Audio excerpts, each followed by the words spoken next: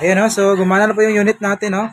And sa mga gustong bumili, kasi subok na natin to, yung klaseng ng 4 wires na ginagamit natin.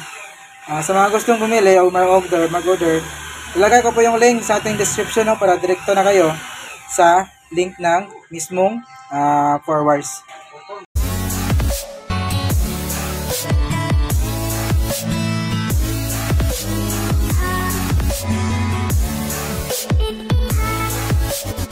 So yun na, magandang araw sa inyong lahat mga boss and welcome back sa ating channel. So for this video, meron na akong i-update sa ating ginawa ngayon. Bali isang Hisense, ayun na. Bali binuksan na po natin to.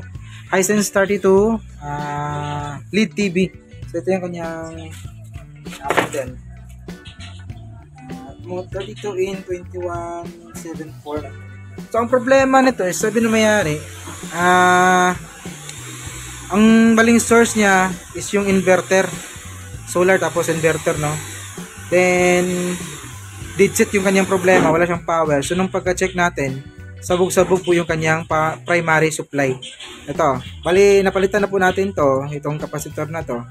Ito. Ayan, sa primary yan, dana ng easy line. Ito. Sumabog. Tapos yung kanyang ground na fusible resistor dito, napalitan na rin natin yan, bago na yan. Putok rin. Ayun, sabog din siya.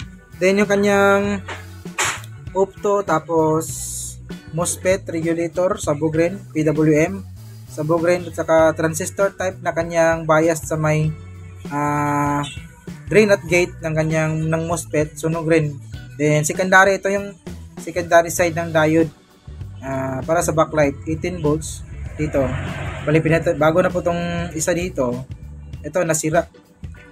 Siguro sumobra yung supply ng yung kanyang inverter, kaya bakit nagaganito yung supply natin, no? Dito makikita, hindi ko lang na-videohan sa nung una kasi hindi ko pa tansya kung ma-repair natin kasi sobrang daming sunog dito na site. Dito sunog yung mga bias dito, tapos yung bias din ng ating PWM dito banda dito, ang ating PWM sunog din yan. Ito bago na yung MOSFET optocoupler natin kasi nasira rin, shorted din siya. So ang ginawa natin is cleaner na po natin yung kanyang PWM, clear natin yung kanyang MOSFET side, then pinalitan natin yung kanyang problema, itong diode, tapos itong fusible resistor na makakonekta sa my ground, and then yung easy line natin, yung itong capacitor na to sa silbing parang starting to or filter. Hindi ko nakakamali kasi inline siya in between siya sa easy line. So ginawa natin is modify natin ng 4 wires. Bali modify natin yung 4 wires natin. Ayan, modify po siya.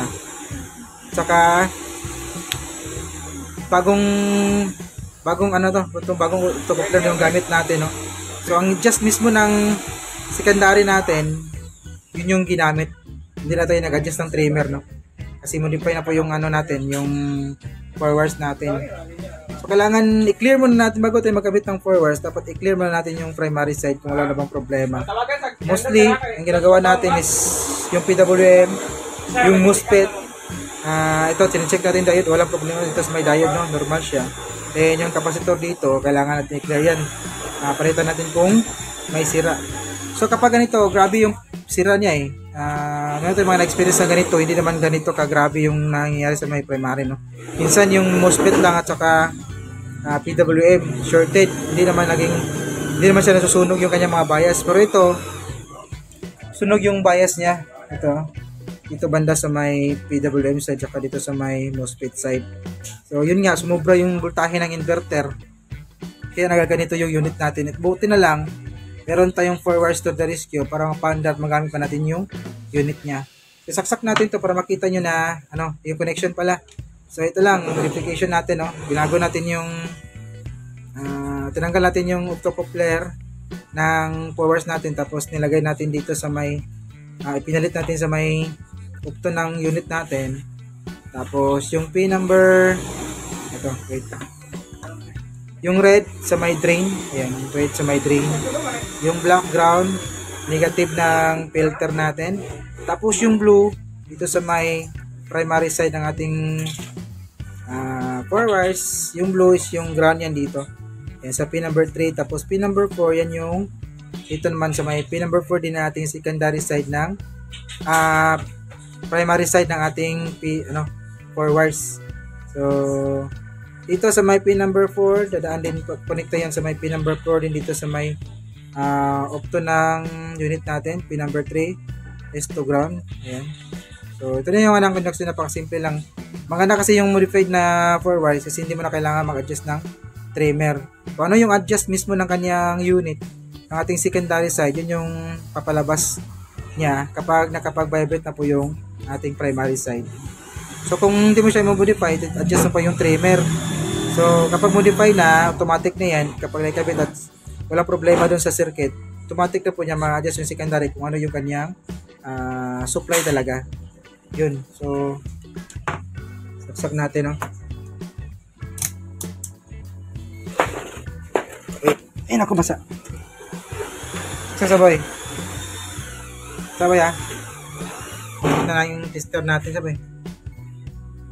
Ayan. Naka-DC po tayo. Ayan.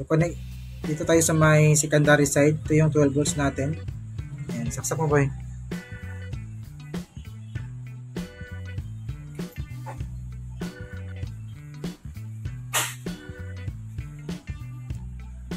Bakit wala?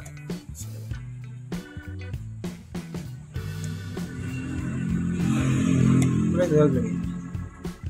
Natigas na. Telepon.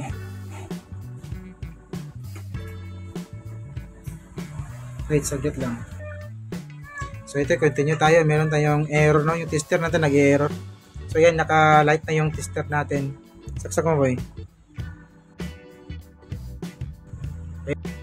Meron na ang 12 nating secondary. Yan, normal na. So ibig sabihin yan, gumana na po yung secondary natin kasi napalabas na po natin yung 12 volts na secondary. So try natin dito sa may kung wala bang problema.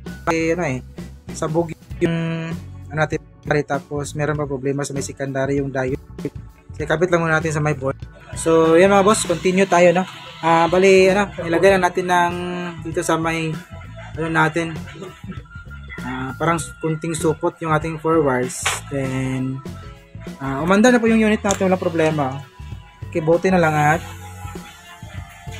napagana pa natin yung unit. Pero meron kunting linya dito sa kanyang panel, pero kunti lang naman, car lines lang yan.